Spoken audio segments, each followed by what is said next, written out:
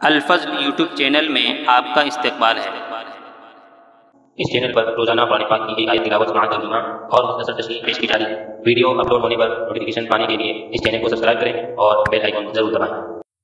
السلام علیکم ورحمۃ اللہ وبرکاتہ۔ میرے دینی و ایمانی بھائیوں اور بہنوں، سورہ مائدہ آیت نمبر 10 پیش خدمت ہے۔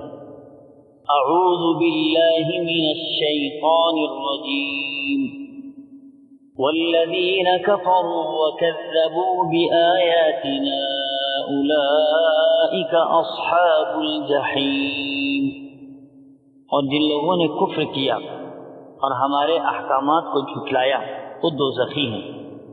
حضرات، اس سے قبل والی آیت میں اللہ کے سچے اور پکے مومن بندوں کو اللہ کی طرف سے وعدہ کیا گیا تھا کہ ایمان اور اعمال صالحہ اختیار کرنے کی وجہ سے اللہ کی طرف سے انعامات و اکرامات ہوں گے اور انہیں کل قیامت کے دن مغفرت کا پروانہ ملے گا۔